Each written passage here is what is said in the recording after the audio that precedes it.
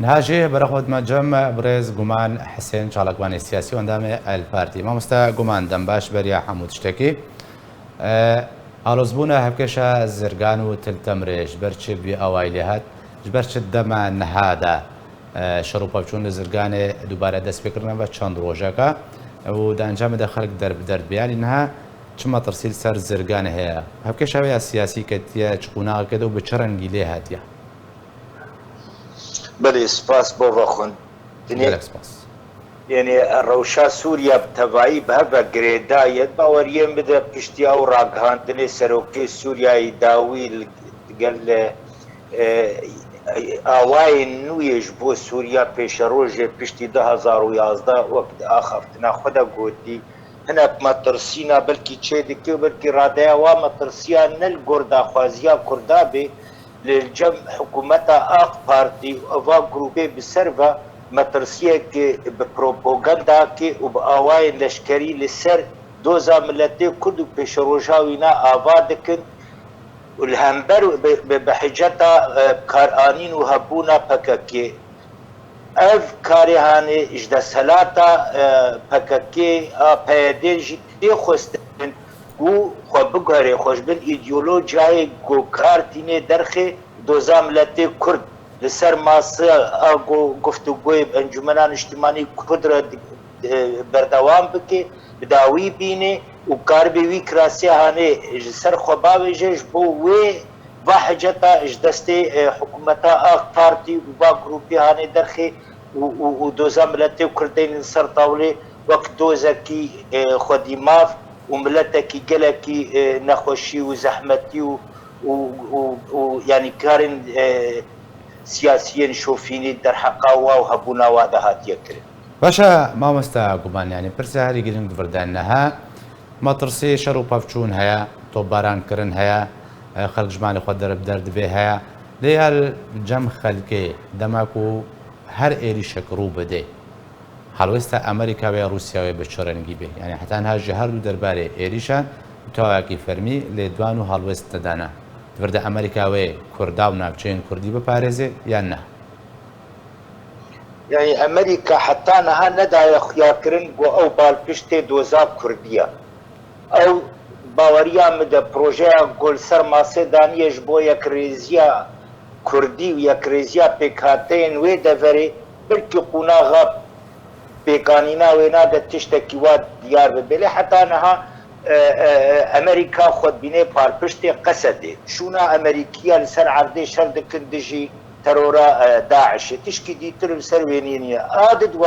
روس خنا بينن غارانتور جوي دافريرا جبر روس خود بينن غارانتور دافري بو خود بينن برسيار جه بورجيف ديدا او دافري بونت بن كنترول و آوای روس دخوازن بفهره وس خطی دنا بینن گارانتور و بترکاری رجیل سروی یعنی نبوی آوای گارانتوری ددن و دستینن مترسی هیا مترسی چه نابه دفع باوریا ملت تبگرا سیاسی بگره او باوریجی بگره گاوا گویا کریزی چه به و ام خوش بن ایدئولوژیات حزبی خلاص بکن و ام دوزا ملت خواه به هفدور لسر ماسه دینن ام کاربن جرا يعني چاره سري كو باوريا مدة دماوينا هن بهن نزيك دبي ندورة يعني واقوناها بو بدهي صالاب كبي وقوشيو باشا اما مستا شرو بافشون كوچيدن مطرسين كونها هنا دماوي نزيك عينها حالي حاضر دا رو ددن تدبجي او يك رزيا كردي بدهي صالا جرد بي حتى كو بكار بتشتكي بباريزي يعني واتا قوتناتا ناوچەیان کوردی ڕۆژاوای کوردستانی هەمووژێ چارەنویساوەوەی کارەسات بار بێ من نەگو ینی ئەگەر دۆزا کوردی چارەسەری ژێرەنەیە دیتن بلەز ئەمریکی خۆ نابینن پاڵپشتیش دۆزا کوردیرەت ئاوای سیاسیدا ینی ئەس باوەڕ ناکەم گۆ چارەسەریە سووری بتەواییە وێنە هیچ دەربی ینی سووریا بتەوایی ت چارەسەریە جزئی وێ نەبن يعني سوريا چارە سەریاوێ ببێ وێ بتەواییاوێ بێ چه ئاوای دبێ ئەو ڕەنگەکی تیە لێ چارەسەری گشتیە ناوێ باشقە باشقەل هەر جەهەتکی چارەسەریک باشقە بووی ڕەنگێ هانێت باوەریان بدە ئەم خۆ ببینن پاڵپشت و خۆدی دۆزا ملەتێ خوا گەرەکە پەیەدێ و باعتیبار دەستهلاتە ji gelek kiryar û biryar û karînê xwe vegere û li ser masê bi encûmenan îjtimanî Kurd re dûbre pêkhatiyê deverê re karibin sedekî li hember êrişê hikûmeta êrişê çekdar û kesê bi ser hikûmeta AK Partî vebin. باشە مامۆستا گومانیانی پرسە هەری گرنگ دووردات بێژێت بێ پێدێ پەیوەندیا خۆش قاندیلیان گۆشپەکەکێ ببڕێ حتاکو بکاربێ بێ سیاستی بگوهارێ حتا بکاربێ خۆ بگوهارێ ئەگەر پێدێ ڕشت بێ لەسەر vêyekê ku rojane tekestike ew girêdaye bê qandîlê û pekekê ve di heman demê de yekbûna Kurdî gelek astengî pêşiyayê hene niha çarenivîsê herî pêşbînîkirî jê deverên ku niha alozî lê hene zirgan û tiltemrên zîdî naçin çi çarenivîsek çaverêya dike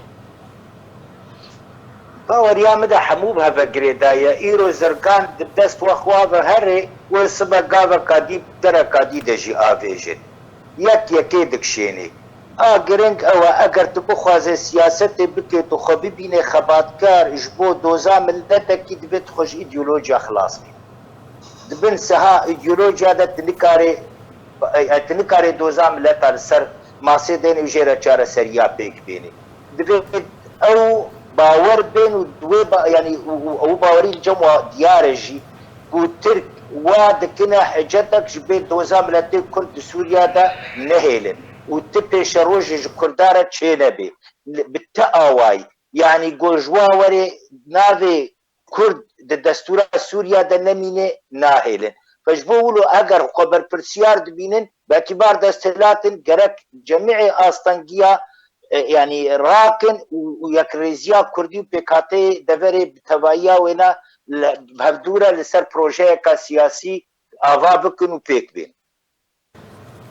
gelek spas ji bo birêz Guman Husên çalakvanê siyasî û endamê El Partî kutub mirabûyî gelek spas.